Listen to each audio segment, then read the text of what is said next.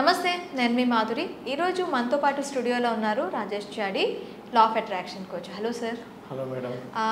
Sir, మనకి ఎక్కువగా లా of attraction follow అయ్యే వాళ్ళని మనం ఎక్కువగా చూస్తూ ఉన్నట్లయితే కొంతమందికి మేనిఫెస్టేషన్ కాదు అంటారు.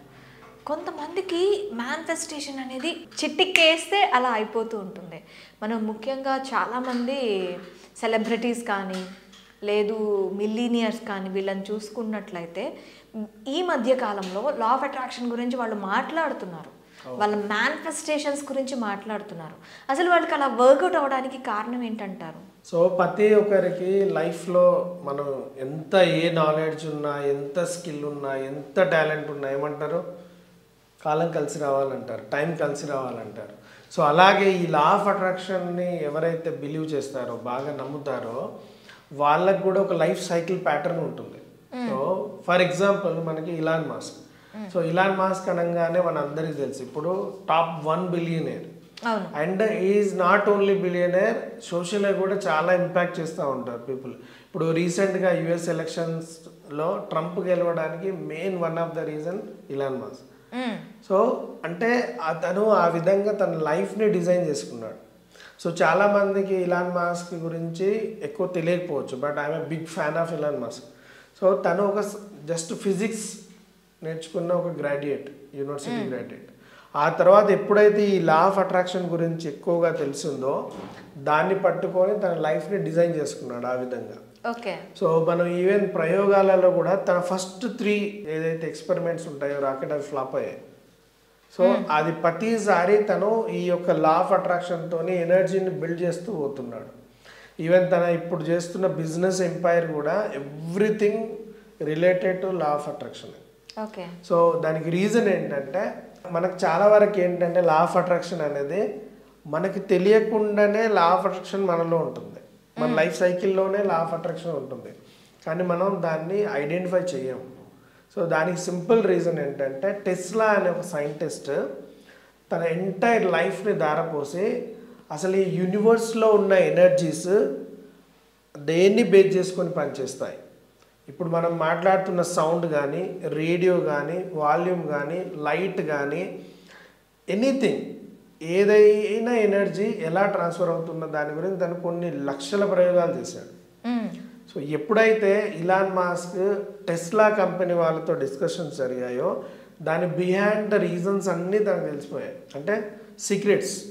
సో ఇప్పటికీ తన యొక్క బయోగ్రఫీ అంటే టెస్లా మీద చాలామంది శాస్త్రవేత్తలు పరిశోధన చేస్తున్నాడు, తను ఎంత మేధస్సుని ఎలా ఉపయోగించాడని. సో తను చేసింది ఏంటంటే ఈ యూనివర్స్ని బాగా బిల్డ్ చేసుకొని ఆ యూనివర్సల్ సీక్రెట్స్ని తను ఫాలో చేశాడు. దానికి మెయిన్ మనకి నెంబర్ సిస్టమ్ వస్తే 369 అంటాం. ఓకే, అలా 369 మన లైఫ్లో ఎప్పుడు ఎక్కువగా ఇంపాక్ట్ చూపిస్తుందని చూడవచ్చు. ఫర్ ఎగ్జాంపుల్ జూనియర్ ఎన్టీఆర్ ఉన్నారు, తను కంప్లీట్ 9ని బిలీవ్ చేస్తూ ఉంటారు. ఓకే. ఓకే, అలాగే ప్రతి ఒక్కరి లైఫ్లో కూడా ఒక సైకిల్ ఉంటుంది. సో ఇలా ఏంటంటే ఒక పర్టికులర్గా ఒక ఇండికేషన్స్ ఉంటుంది, అది ఎలా ఉంటుంది. సో సపోజ్ మనం ఒక మనుషులను తీసుకుంటే ఎవరైనా ఏమంటారు, నిండు 100 ఏళ్ళు బతకాలి అంటారు, రైట్? సో 100 వై 100 అంటే నేను మళ్ళీ చెప్తున్నాను, 0 నుంచి స్టార్ట్ అయ్యాం మనం. 0 ఈజ్ ఫస్ట్ ఇండికేషన్. మళ్ళీ ఇక్కడ ఏమంటున్నాం, 100 అంటున్నాం. So 0 is repeating 2 times and 1 జీవి, ఒక జీవి 1 0 0 అంటే ఒక ప్రాణి 0 నుంచి మొదలై ఈ 0ను డబులింగ్ చేసుకుంటున్నాం 100 years. ఇది క్లియర్. మళ్ళీ ప్రతి ఒక్కసారి మనం ఒక 10 yearsకి మన ఫ్లో అనేది చేంజ్ అవుతూ ఉంటుంది. సో సైకలాజికల్గా కూడా ఆ చేంజెస్ అనేవి కనబడుతూ ఉంటాయి.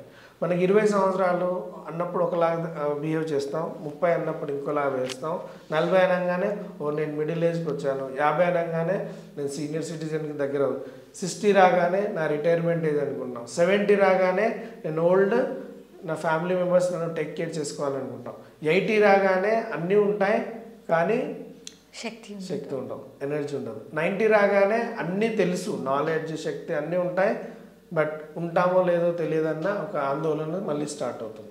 సో ఇలా లైఫ్ ఫ్రేమ్ మొత్తం ఉంటుంది. బేసికల్గా ఫస్ట్ మనం చైల్డ్హుడ్ తీసేస్తాం ఎక్కువ. ఎందుకు చైల్డ్హుడ్ తీసేస్తామంటే చైల్డ్హుడ్ అనేది depending age period. Law of అట్రాక్షన్లో కూడా డిపెండింగ్ అంటే మదర్ మీద, ఫాదర్ మీద ఆర్ సిబ్లింగ్స్ మీద డిపెండింగ్ ఏజ్ గ్రూప్ అనేది ఉంటుంది. అలా కాకుండా మనకి ఎప్పటి నుంచి మన ఓన్ ఎనర్జీ ఫ్రీక్వెన్సీ అనేది జనరేట్ అవుతుంది అంటే ద ఏజ్ ఆఫ్ 12 నుంచి స్టార్ట్ అవుతుంది. ఓకే. సో ఏజ్ ఆఫ్ 12 నుంచే మన యాక్చువల్ లైఫ్ జర్నీ అనేది స్టార్ట్ అవుతుంది. బిఫోర్ ఏజ్ ఆఫ్ 12 మీరు ఏం చేసినా మీ ఓన్ థాట్స్ ఎంత ఉన్నా దానికి కాస్త కూస్తో family support, family support entire జర్నీలో కావాలి. అంటే own way of thinking capabilities అనేది మన బాడీ ఎనర్జీస్ యూనివర్సల్ ఎనర్జీస్కి మ్యాచ్ అయ్యేవి ఎక్కువ 12 ఇయర్ నుంచి అది జనరేట్ అవ్వడం స్టార్ట్ అవుతుంది. So why 12? Because it's a number of 3. 3 అనేది ఎనర్జీ. సో ఈ 3 నుంచి మళ్ళీ 6 అంటే మళ్ళీ ఎప్పుడు వస్తుంది? Age of 15 years. 12 నుంచి 15లో మనకు వచ్చిన ఆలోచనలే 15 నుంచి 19ని మనల్ని ఇంపాక్ట్ చేస్తాయి. Okay. So every 6 years of time period ఉంటుంది. సో మనం ఇవాళ ఏదో సాధిద్దాం అనుకుంటే ఈరోజే మనం 1 డేలో సెలబ్రిటీస్ అవ్వలేము. అవును. సో దానికి ఒక టైం పీరియడ్ కావాలి. దానికి ఎందుకు ఈ 6? మీరు ఇప్పుడు చూస్తే నేను చెప్పే వర్డింగ్లోనే మీకు హిడెన్ ఒక సీక్రెట్ దొరుకుతుంది. 369 అంటున్నాను, మళ్ళీ 6 ఇయర్స్ ఫ్రేమ్ అంటున్నాను. అంటే 6 అంటే ఏంటి? మళ్ళీ ఫ్రీక్వెన్సీ మ్యాచ్ అవ్వడం. ఓకే. అంటే ఇప్పుడు మీ వేవ్ లెంత్ నా వేవ్ లెంత్ మ్యాచ్ అయినప్పుడే నేను చెప్పేది మీకు అర్థమవుతుంది, మీరు చెప్పేది నాకు అర్థమవుతుంది. ఇలాగే మన ఎంటైర్ లైఫ్ స్పాన్లో ఈ 6 అనే ఫ్రీక్వెన్సీ మ్యాచ్ అయినప్పుడే మనం చేస్తున్న పని, మనం చేయాలనుకున్నది, మనం సాధించాలనుకున్నది మ్యాచ్ అవుతుంది.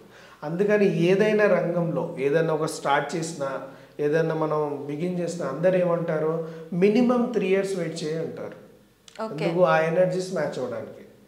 సో మళ్ళీ మామూలుగా మనకు తెలుగులో సామెత ఉంటుంది, 3 పువ్వులు 6 కాయలు అంటారు. సో అంటే ఫస్ట్ ఎఫర్ట్ ఆఫ్ 3 ఇయర్స్ అది మీ 6 ఇయర్స్ రిజల్ట్ని ఇస్తుంది అని అర్థం. ఓకే. సో దీనికి ఇంత సైన్స్ ఉంది. నార్మల్గా మనం ఇంతకుముందు పూర్వీకులు చెప్పినవి ఉన్నాయి, 3 పువ్వులు 6 కాయలే అంటారు కదా.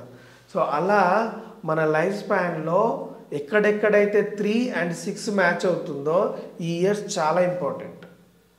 30 ఇయర్స్, 33 ఇయర్స్. మీరు చూడండి, మ్యాక్సిమం ఇక్కడ అందరికీ లైఫ్లో పార్ట్నర్ యాడ్ అవుతారు. ఎంత లేట్ అయినా అనుకున్న వాళ్ళైనా 30sలో మ్యారేజ్ అనుకుంటారు. 33 కల్లా ఇంకా లైఫ్ నెక్స్ట్ స్టెప్స్కి వెళ్తూ ఉంటారు. మళ్ళీ 36. సో ఎప్పుడైతే మళ్ళీ నెక్స్ట్ లెవెల్ ఆఫ్ నెంబర్ వస్తుందో మీ వే ఆఫ్ థింకింగ్ మారిపోతూ ఉంటుంది. మీరు ఏం చేయనక్కర్లా. అందరు అనుకుంటారు నేను బాగా థింక్ చేస్తాను, నేను అది planning. No, it's already free define. మన లైఫ్, మన ప్యాటర్న్, మనం ఎలా జీవించాలి అన్నీ డిఫైన్ అయి ఉన్నాయి. అలా అని చెప్పి ఒక్కొక్కరికి ఒకరిలాగా లేవు, మ్యాక్సిమం అందరికీ సేమ్ ఉన్నాయి. ఓన్లీ మన వే ఆఫ్ థాట్స్తోని మన ఎనర్జీస్ని మనం ఎలా బిల్డ్ చేసుకుంటూ ఉంటే అలా మనకి రిజల్ట్స్ వస్తూ ఉంటాయి యూనివర్స్ నుంచి. ఓకే. 50s దాటిన తర్వాత నుంచి చూడండి వే ఆఫ్ థింకింగ్ మారుతూ ఉంటుంది. మళ్ళీ 60s నుంచి మళ్ళీ మారుతూ ఉంటుంది. కానీ బేసికల్గా లైఫ్ అనే స్పాన్ చూస్తే మిడ్లోనే ఉంటుంది. సో ఆ మిడ్లో ఇక్కడ నుంచి 12 నుంచి 15 ఒకటి, మళ్ళీ 21 నుంచి సో మళ్ళీ 3 మ్యాచ్ అవుతుంది, మళ్ళీ 24. అలా మళ్ళీ కొంచెం పెరిగాక మళ్ళీ ఇక్కడ 33 నుంచి అగైన్ 36.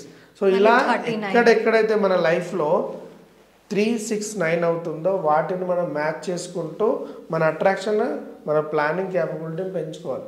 అప్పుడు ఆటోమేటిక్గా అంటే యూనివర్సల్ ఎనర్జీస్ అట్రాక్షన్స్ ఎక్కువ ఉంటాయి ఈ టైంలో.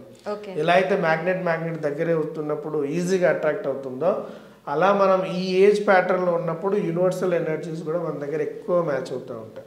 సో ఆ ఏజ్ని మనం ప్రాపర్గా డిజైన్ చేసుకుంటే మన లైఫ్లో గోల్స్ అన్నీ మ్యాచ్ అవుతూ ఉంటాయి. అలా మనం ఒక ప్యాటర్న్ని డిఫైన్ చేసుకొని మనమే ప్లాన్ చేసుకొని అట్రాక్షన్ స్టార్ట్ చేయాలి. అప్పుడు మన మేనిఫెస్టేషన్స్, వైబ్రేషన్స్ అన్నీ మ్యాచ్ అయ్యి మనకి దారులు కనిపిస్తూ ఉంటాయి ఆటోమేటిక్గా.